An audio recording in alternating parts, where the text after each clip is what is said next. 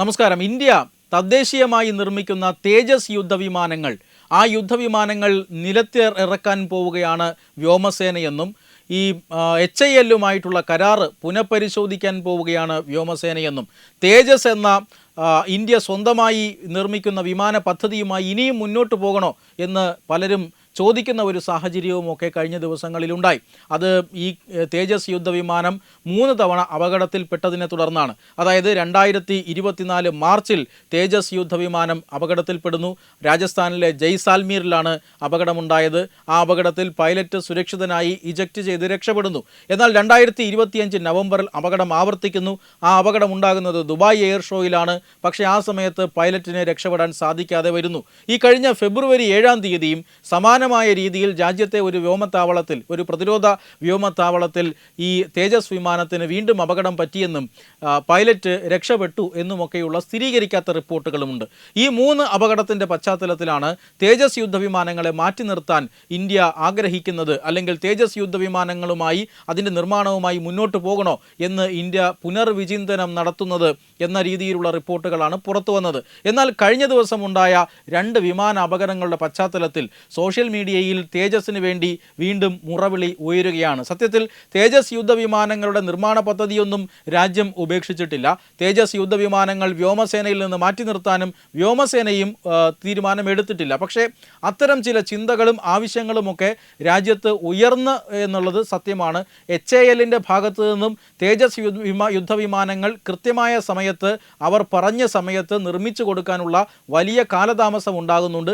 അതിൽ വ്യോമസേനയ്ക്ക് പക്ഷേ അതൃപ്തി ഉണ്ട് താനും. പക്ഷേ ഈ തേജസ് യുദ്ധവിമാനങ്ങളുമായി രാജ്യം മുന്നോട്ട് പോകുമോ അല്ലെങ്കിൽ പോകണമോ എന്ന് നിൽക്കുന്ന സമയത്താണ് ഈ ലോകത്തിൻ്റെ 2 ഭാഗങ്ങളിൽ 2 യുദ്ധവിമാനങ്ങൾ അപകടത്തിൽപ്പെടുന്നത്. ആ യുദ്ധവിമാനങ്ങൾ മറ്റൊന്നുമല്ല, അമേരിക്കയുടെ അത്യാധുനികമായ F-16 യുദ്ധവിമാനങ്ങളാണ്. തുർക്കി ഉപയോഗിക്കുന്ന F-16 യുദ്ധവിമാനം തുർക്കിയിൽ തകർന്നു വീഴുന്നു. കഴിഞ്ഞ ദിവസം 24 മണിക്കൂറിനുള്ളിൽ തന്നെ ദക്ഷിണ കൊറിയ ഉപയോഗിച്ചിരുന്ന മറ്റൊരു F-16 യുദ്ധവിമാനങ്ങളും തകർന്നു വീഴുന്നു. 24 മണിക്കൂറിനുള്ളിൽ അമേരിക്കയുടെ, ഈ ലോകമെമ്പാടുമുള്ള നിരവധി യുദ്ധവിമാനങ്ങൾ നിർമ്മിക്കുന്ന വൻകിട ശക്തിയായ അമേരിക്കയുടെ 2 യുദ്ധവിമാനങ്ങൾ തകർന്നിട്ടും അവർ ആ F-16 യുദ്ധവിമാനത്തെ മികച്ച യുദ്ധവിമാനമായിട്ടാണ് ലോകത്തിന് മുന്നിൽ ഉയർത്തി കാണിക്കുന്നത്. 2016 തേജസ് സേനയിലെത്തിയത്. 2016 മുതൽ ഇന്ന് വരെ ഇത്രയും വർഷക്കാലമായിട്ടും തേജസ് ഉണ്ടാക്കിയിട്ടുള്ള അപകടം 3 എണ്ണം മാത്രമാണ്. അപ്പോഴേക്കും എന്തിന് തേജസിനെ മാറ്റി നിർത്തണം എന്ന ചോദ്യമാണ് ഇപ്പോൾ സോഷ്യൽ മീഡിയയിൽ ഉന്നയിക്കപ്പെടുന്നത്. എന്തായാലും F-16ൻ്റെ ചരിത്രവും പല ട്വീറ്റുകളിലും അതുപോലെ തന്നെ പല ഫേസ്ബുക്ക് പോസ്റ്റുകളിലുമൊക്കെ വരുന്നുണ്ട്. ചരിത്രം ഇങ്ങനെയാണ്. ഏതാണ്ട് 10 വർഷത്തെ പഴക്കം F-16 ഉണ്ട്.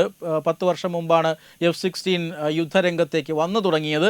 അന്ന് മുതൽ ഇന്ന് വരെ ഏതാണ്ട് 5000 യൂണിറ്റുകൾ ലോകമെമ്പാടും, 5000 യുദ്ധവിമാനങ്ങൾ ലോകമെമ്പാടും F-16 യുദ്ധവിമാനങ്ങൾ നിർമ്മിക്കപ്പെട്ടിട്ടുണ്ട്. ഈ യുദ്ധവിമാനങ്ങൾ ഏതാണ്ട് 20 മില്യൺ മണിക്കൂറുകൾ ഇതിനോടകം തന്നെ പറന്നു കഴിഞ്ഞിരിക്കുന്നു.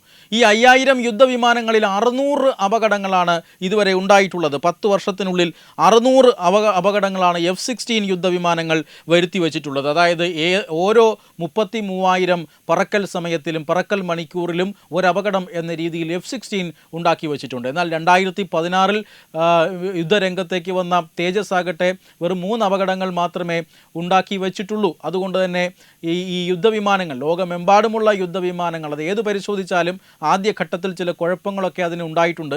അതിൻ്റെ പുതിയ പരിഷ്കരിച്ച പതിപ്പുകൾ ഇറങ്ങുമ്പോഴാണ് ഈ കുറവുകളെല്ലാം പരിഹരിക്കപ്പെടുക.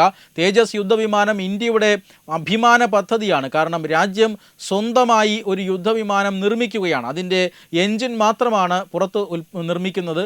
ബാക്കിയെല്ലാം അതിൻ്റെ ഡിസൈൻ, അതിൻ്റെ എല്ലാ കാര്യങ്ങളും, അതിൽ ഉണ്ടാക്കിയിരിക്കുന്ന അല്ലെങ്കിൽ ഘടിപ്പിക്കാൻ സാധിക്കുന്ന ആയുധങ്ങൾ, ഇതെല്ലാം തന്നെ ഇന്ത്യയിൽ നിർമ്മിക്കുന്നതാണ്. അതുകൊണ്ട് തന്നെ രാജ്യത്തിൻ്റെ അഭിമാന പദ്ധതിയാണ്. 3 അപകടങ്ങളുടെ പേരിൽ ഈ തേജസ് യുദ്ധവിമാനങ്ങളെ ഒഴിവാക്കണോ എന്ന ചോദ്യമാണ് ഇപ്പോൾ സമൂഹ മാധ്യമങ്ങളിൽ ഉയരുന്നത്. എന്തായാലും വിദഗ്ധർ ഇതുമായി ബന്ധപ്പെട്ട ചർച്ചയിലാണ്. ഒരു കാര്യം ഉറപ്പാണ്, തേജസ് യുദ്ധവിമാനങ്ങളെ ഇന്ത്യ ഉപേക്ഷിക്കാനൊന്നും സാധ്യതയില്ല. പക്ഷേ HAL, ഈ പറയുന്ന തേജസ് യുദ്ധവിമാനങ്ങൾ നിർമ്മിക്കുന്ന പൊതുമേഖലാ സ്ഥാപനമായ HAL എന്ന ഹിന്ദുസ്ഥാൻ എയ്റോനോട്ടിക്കൽസ് ലിമിറ്റഡ് എന്ന കമ്പനി, ആ കമ്പനിയിൽ ചില പ്രശ്നങ്ങളുണ്ട്. അവിടെ ചില പരിഷ്കാരങ്ങൾ ഒരുപക്ഷേ സർക്കാർ കൊണ്ടുവരുമായിരിക്കാം. ആ പരിഷ്കാരങ്ങൾക്ക് ശേഷം തേജസ് യുദ്ധവിമാനങ്ങളുടെ നിർമ്മാണം അതിവേഗതയിലാക്കാനും, കാരണം MiG-29 അടക്കമുള്ള യുദ്ധവിമാനങ്ങൾ പിൻവലിക്കപ്പെട്ടതോടുകൂടി ഇന്ത്യയിൽ യുദ്ധവിമാനങ്ങളുടെ വലിയ കുറവ് അനുഭവപ്പെടുന്നുണ്ട്. അത് നികത്താൻ ഇപ്പോൾ റാഫേൽ യുദ്ധവിമാനങ്ങൾ അടിയന്തരമായി വാങ്ങാനും നിർമ്മിക്കാനുമൊക്കെ ഇന്ത്യ പദ്ധതിയിടുന്നുണ്ട്. അതോടൊപ്പം തന്നെ തേജസ് യുദ്ധവിമാനങ്ങളും രംഗത്ത് വന്നാൽ മാത്രമേ ആ കുറവ് പരിഹരിക്കാൻ സാധിക്കുകയുള്ളൂ. പക്ഷേ തേജസ് യുദ്ധവിമാനങ്ങൾ, കാര്യക്ഷമതയുള്ള തേജസ് യുദ്ധവിമാനങ്ങൾ അത് നിർമ്മിക്കുക, നിലവിലെ കുറവുകൾ പരിഹരിക്കുക എന്നത് തന്നെയാണ് കേന്ദ്ര സർക്കാരിൻ്റെയും വ്യോമസേനയുടെയും ലക്ഷ്യം എന്നാണ് ലഭിക്കുന്ന സൂചന. Web desk Tatwamayi news. Brought you by Kerala AIDS control society. HIV AIDS സംബന്ധമായ സംശയങ്ങൾക്ക് 1097 എന്ന 24 മണിക്കൂറും പ്രവർത്തിക്കുന്ന ടോൾ ഫ്രീ നമ്പറിലേക്ക് വിളിക്കുക. വാട്സാപ്പിലും ഫേസ്ബുക്കിലും ഒക്കെ സ്റ്റാറ്റസ് അപ്ഡേറ്റ് ചെയ്യാറുണ്ടല്ലോ. HIV സ്റ്റാറ്റസോ HIV പിടിപെടാനുള്ള സാഹചര്യങ്ങളിൽ കൂടി അറിഞ്ഞോ അറിയാതെയോ കടന്നു പോയിട്ടുണ്ടാവാം. എന്ത് തന്നെയായാലും മുൻകൂട്ടി പരിശോധിച്ച് HIV സ്റ്റാറ്റസ് അറിയൂ. സൗജന്യ HIV പരിശോധനയും കൗൺസിലിങ്ങും ആരോഗ്യ കേന്ദ്രങ്ങളിൽ പ്രവർത്തിക്കുന്ന ICTC അഥവാ ജ്യോതിസ് കേന്ദ്രങ്ങളെ സമീപിക്കുക. നിങ്ങളുടെ സ്റ്റാറ്റസ് എന്തായാലും വിവരങ്ങൾ രഹസ്യമായി സൂക്ഷിക്കുന്നതായിരിക്കും.